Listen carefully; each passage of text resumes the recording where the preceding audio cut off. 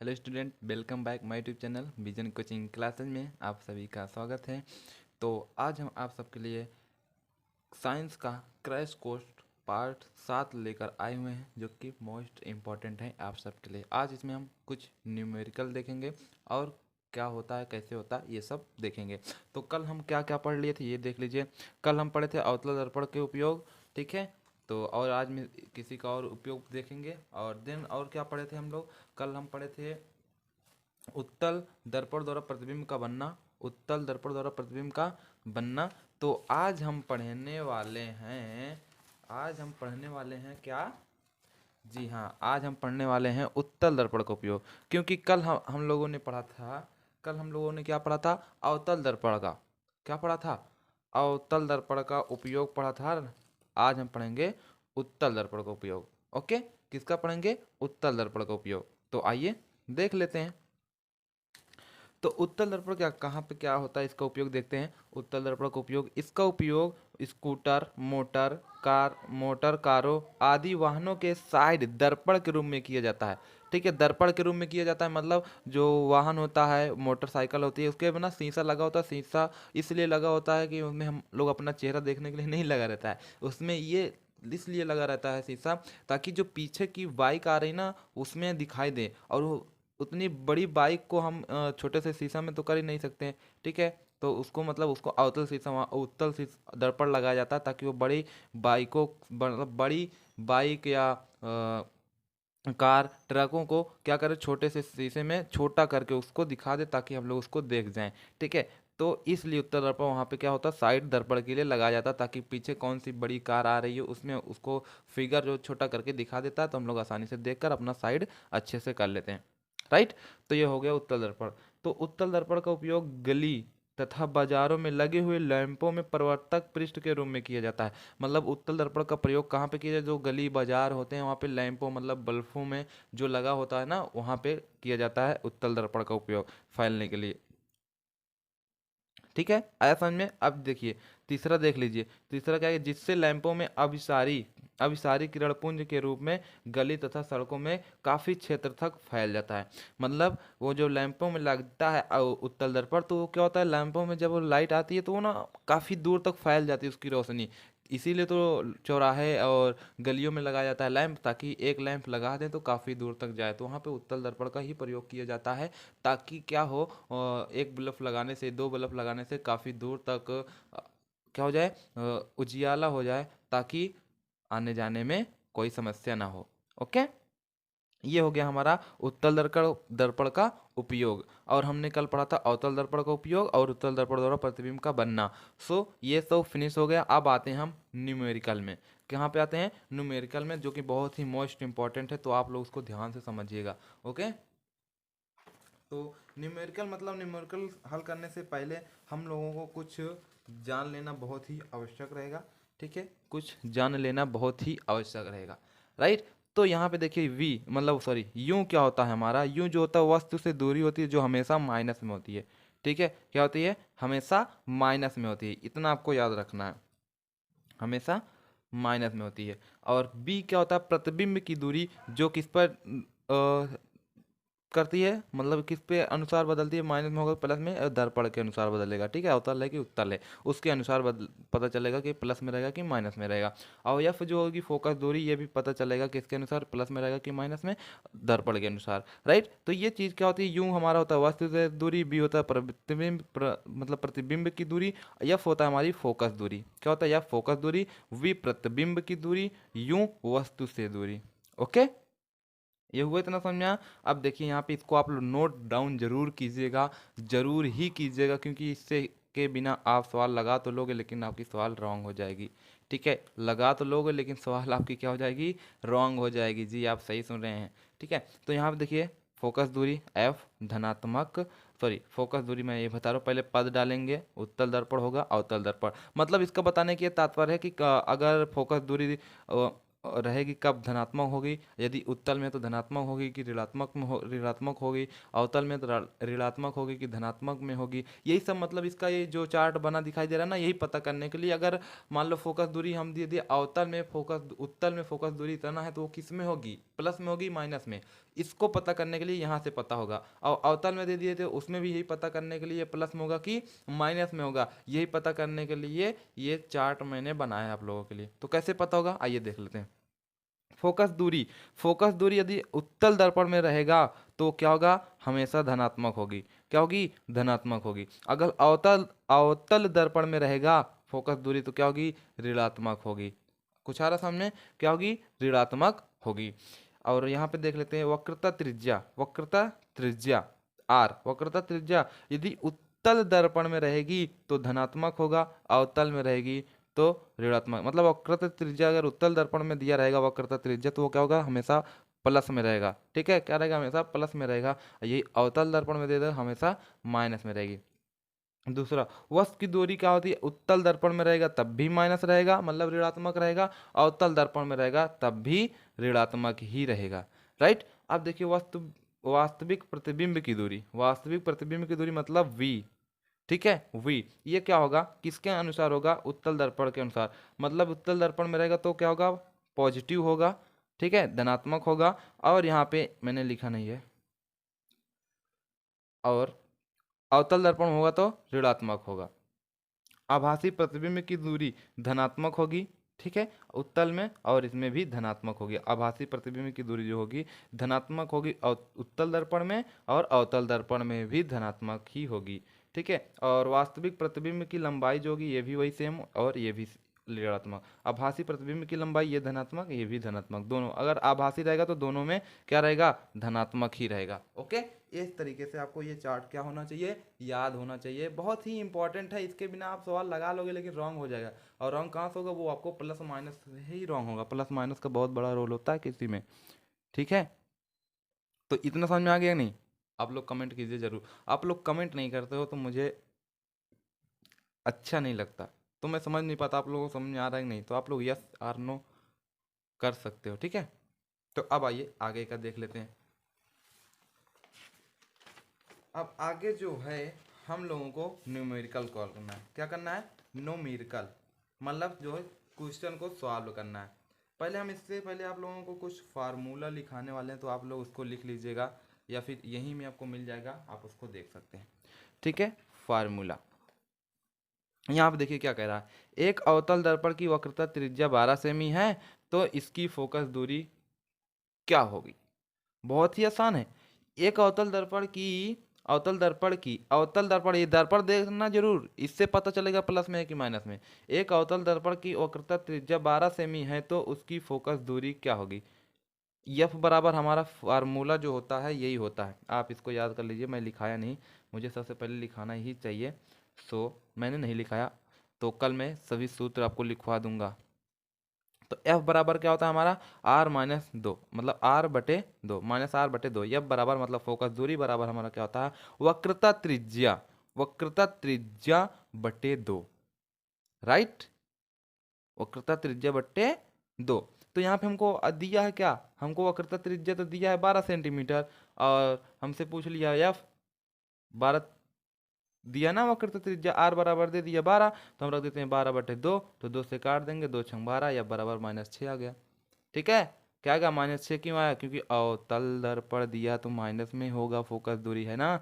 अवतल दर्पण दिया है तो फोकस दूरी कहाँ पे होगी, माइनस में। इससे देखो हम अगर पूछ ले, अगर यहाँ पे दर्पण पूछ ले कौन दर्पण होगा, तो बिना देखे हम बता सकते हैं अवतल दर्पण, क्योंकि माइनस में आ, और माइनस में कब होता है, जब अवतल दर्पण होता है। राइट, ये आपको समझ में आया। चलिए एक क्वेश्चन आप लोग ये करके दिखाइए, ये करना है आप लोगों को। यदि एक उत्तल दर्पण की फोकस दूरी, यदि एक उत्तल दर्पण की फोकस दूरी 15 सेंटीमीटर है तो उसकी वक्रता त्रिज्या क्या होगी।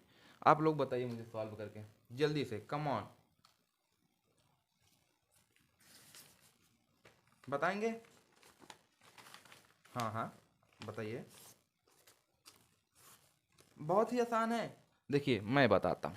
यहाँ क्या दिया, सेम फार्मूला वही रहेगा। एक उत्तल दर्पण की फोकस दूरी 15 सेमी है तो वक्रता त्रिज्या के लिए यही सूत्र लगेगा। तो हमारा फार्मूला क्या होता है, अभी हमने बताया, एफ बराबर होता है -r/2। ये होता है कि नहीं, ठीक है, ये होता है। चलिए भाई, ये होता है हमारा। अब इसमें हमको दिया क्या है, यहाँ पर हम लिख लेते हैं दिया है। ठीक है, दिया क्या है, फोकस दूरी 15 सेंटीमीटर, मतलब ये बराबर हमको दे दिया 15 सेंटीमीटर। ठीक है। एफ बराबर हमको क्या दे दिया है, 15 सेंटीमीटर। अब 15 सेंटीमीटर एफ दे दिया तो क्या कौन सा दर्पण है, उत्तल दर्पण है, तो प्लस होगा कि माइनस, प्लस। ठीक है, अब माइनस है ना कर देना। ठीक है, प्लस होगा। अब पूछा क्या, वक्रता त्रिज्या, वक्रता त्रिज्या ना पूछा है, यही ना पूछा है, तो आर, तो आर हमसे क्या किया है, पूछा है, तो हम रख देते हैं इसी सूत्र पर। यफ हमको पता है 15 सेंटीमीटर। अगर वक्रता त्रिज्या और फोकस दूरी दिया तो हमसे इसमें से अगर यफ दिया तो आर निकाल लेंगे, आर दिया तो यफ निकाल लेंगे। तो यफ दिया है, यफ के सामने हमने 15 रख दिया, बराबर -r/2। इतना आपको समझा, बोलिए। सॉरी, -r/2 नहीं होगा, यहाँ पे r/2 होगा। रीजन, यहाँ पे आप ये फार्मूला जो होता है ये माइनस क्यों लगा था, क्योंकि ये अवतल दर्पण था। हमने बोला किसके अनुसार होगा, दर्पण के अनुसार होगा। ठीक है, माइनस इसलिए यहाँ पे लगा था, तो अवतल दर्पण था। लेकिन ये तो क्या है हमारा, उत्तल दर्पण है, तो ये हमारा प्लस में रहेगा। ठीक है, r/2। जो हमारा फार्मूला होता है यह बराबर r/2 नहीं, प्लस इसके मैंने बोला यहाँ पे क्या होगा, ये इसके दर्पण के अनुसार लगेगा। ठीक है, दर्पण के अगर अवतल रहेगा तो माइनस और उत्तल रहेगा तो प्लस, तो फार्मूला हमारा जो होता है केवल यह बराबर r/2 होता। अब यहाँ प्लस और माइनस किसके अनुसार लगेगा, दर्पण के अनुसार, राइट, आप याद कर लीजिए। तो 15 बराबर, यहाँ पे r हमको पता ही नहीं, r/2। अब इसका त्रिज्या को गुणा कर सकते हैं, तो क्या आ जाए, 15 दूनी 30।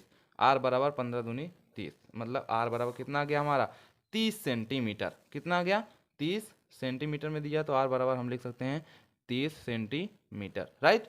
आपको आया समझ में कि नहीं, इतना जल्दी से बोलिए। जी हाँ, आया समझ में, एकदम अच्छे से बोलिए, बोलिए। हाँ, आया, जी बिल्कुल, इतना आ गया ना समझ में अच्छे से, ओके। अब देखिए अगला क्वेश्चन, और एक फार्मूला मैं और आप लोगों को बताना चाहूँगा, आप लोग उसको जरूर याद कर लीजिए। दर्पण के लिए होता है, ठीक है, दर्पण के लिए जो संबंध होता है उसके लिए, गोली दर्पण के लिए संबंध। ठीक है, यहाँ पे दर्पण के लिए फार्मूला जो होता है हमारा,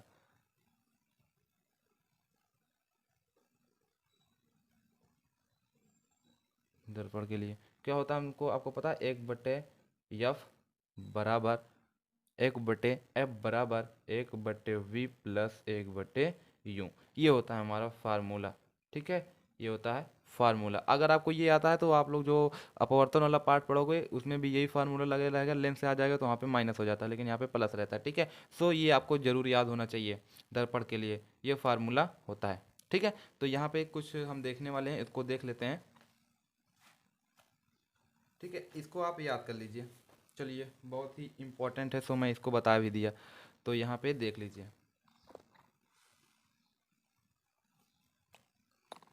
देखिए यहाँ पे क्या है, ये क्या कह रहा है, गोली दर्पण, गोली दर्पण के लिए यूं वी तथा एफ में संबंध, गोली दर्पण के लिए यूं वी तथा एफ में संबंध, गोली दर्पण के लिए यूं वी तथा एफ में संबंध अवतल दर्पण उत्तल दर्पण के लिए क्या होते हैं, समान होते हैं। मतलब इसका जो संबंध होता है, चाहे अवतल दर्पण हो चाहे उत्तल दर्पण हो, दोनों में क्या रहेंगे, एकदम बराबर रहेंगे। ठीक है, क्या रहेंगे, बराबर, ओके, तो समान रहेंगे। इतना समझ में आया। अब हम आपको बताते हैं कि v क्या होता है और u क्या होता है, f क्या होता है, ये तो मैंने पहले ही बता दिया था। चलिए एक बार मैं फिर से रिपीट कर देता हूँ। ठीक है, गोली दर्पण के लिए u कामा v तथा f में संबंध अवतल तथा उत्तल के लिए क्या होते हैं, समान होते हैं। तो अब आइए हम आगे देख लेते हैं, जो कि इंपॉर्टेंट है, ये इसको आपको पता होना चाहिए, लिखना नहीं रहता है लेकिन पता होना जरूर रहता है। ठीक है, पता होना चाहिए, क्योंकि क्या, कैसे हम पता करेंगे कि u क्या है, v क्या है, f क्या है, ये सब पता होना चाहिए। तो मैंने अभी फार्मूला बताया था दर्पण के लिए,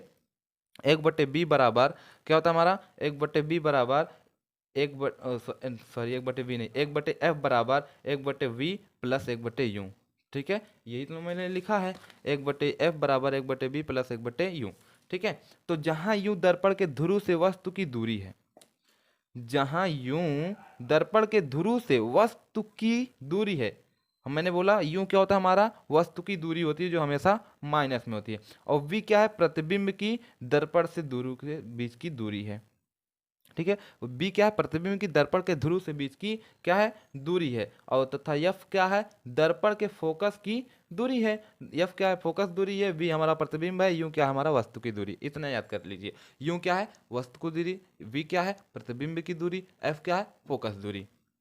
v u कामा v तथा f में यह संबंध दर्पण का सूत्र कहलाता है। मतलब u कामा वी तथा एफ में यह संबंध किसका कहलाता है? दर्पण का सूत्र, मतलब दर्पण के लिए क्या कहलाता है? सूत्र कहलाता है। अब आइए इसको हम समझ लेते हैं, रेखीय आवर्धन क्या होता है। ये बहुत ही इंपॉर्टेंट है, ये आपके एग्जामों में पूछ भी लिया जाता है। क्या लिया जाता है? पूछ भी लिया जाता है कि रेखीय आवर्धन क्या होता है। तो ये आपको जरूर याद होना चाहिए, रेखीय आवर्धन क्या होता है। तो रेखीय आवर्धन क्या होता है यहाँ पे देख लेते हैं। गोली दर्पण के मुख्य गोली दर्पण के मुख्य के लंबवत, गोली दर्पण के मुख्य लंबवत, गोली दर्पण मुख्य लंबवत नाप, मतलब गोली दर्पण के जो होता है मुख्य, गोली दर्पण है उसके मुख्य के लंबवत नापी गई, लंबवत नापी गई प्रतिबिंब की जो लंबाई होती है वही वस्तु की लंबाई के अनुपात को रेखीय आवर्धन कहते हैं। देखिए, गोली दर्पण के मुख्य के लंबवत नापी गई प्रतिबिंब की लंबाई तथा वस्तु की लंबाई, प्रतिबिंब की लंबाई मतलब प्रतिबिंब की लंबाई तथा वस्तु की लंबाई के अनुपात को रेखीय आवर्धन कहते हैं। बहुत आसान है, ऐसे करिए, गोली दर्पण के मुख्य के लंबवत नापी गई प्रतिबिंब की लंबाई और वस्तु की लंबाई, प्रतिबिंब की लंबाई वस्तु की लंबाई के अनुपात को रेखीय आवर्धन कहते हैं। ठीक है, रेखीय आवर्धन मतलब वस्तु की लंबाई और प्रतिबिंब की लंबाई को क्या कहते हैं? के अनुपात को क्या कहते हैं? रेखीय आवर्धन, इस तरीके से। और रेखीय आवर्धन बराबर आपका क्या होता है ये देख लीजिए। ठीक है, रेखीय आवर्धन बराबर हमारा होता है, यहाँ पे आप लिख लीजिए, इसके नीचे लिखिएगा, रेखीय आवर्धन। ठीक है, रेखीय आवर्धन बराबर हमारा होता है यम, इसको कहते हैं यम। यम बराबर हमारा होता है एक तो होता है प्रतिबिंब की दूरी बटे वस्तु की दूरी। ठीक है, सॉरी, और यहाँ पे ये यूं होता है हमारा, और एक और होता है, ये सब देखेंगे आई बटे ओ होता है। ठीक है, ये तो ये सब होता है हमारा रेखीय आवर्धन बराबर। अगर कोई पूछे रेखीय आवर्धन बराबर एम बराबर वी बटे यू, ओके। और ये किसके अनुसार होगा, या तो आप हिंदी में भी लिख सकते हैं, रेखीय आवर्धन बराबर हमारा होता है यहाँ पे, रेखीय आवर्धन बराबर हिंदी में, रेखीय आवर्धन बराबर क्या होता है? वस्तु की अनुपात बोला ना मैंने बोला प्रतिबिंब की लंबाई और वस्तु की लंबाई के अनुपात। अनुपात मतलब क्या होता है? बटे ना होता है, जैसे 1:4 तो मतलब 1/4, तो अनुपात। तो ऐसे लिख सकते हैं, रेखीय आवर्धन बराबर प्रतिबिंब की लंबाई, प्रतिबिंब की लंबाई, प्रतिबिंब की लंबाई बटे वस्तु की लंबाई, वस्तु की लंबाई। ओके, ये होता है हमारा फार्मूला। आया समझ में आपको? इतना आया कि नहीं? कमेंट में जरूर बताइएगा। आ गया ना पक्का? जी एकदम सही। चलिए, तो ये जब समझ में आ गया तो अब हम आगे कल पढ़ेंगे न्यूमेरिकल। क्या पढ़ेंगे? न्यूमेरिकल, जो कि आप लोगों के लिए बहुत ही इंपॉर्टेंट रहेगा। सो बी कनेक्टेड। ठीक है, आप लोग कनेक्ट रहिए और चैनल को सब्सक्राइब करना ना भूलिए, चैनल को सब्सक्राइब जरूर कर लीजिए, क्योंकि इसी चैनल पर आप लोगों की पूरी तैयारी कराई जाएगी क्लास 10th की। Okay, thanks for listen to me and watching my video. So okay, bye. लेकिन कल आप लोगों का न्यूमेरिकल ही चलेगा 2-3 दिन। ओके।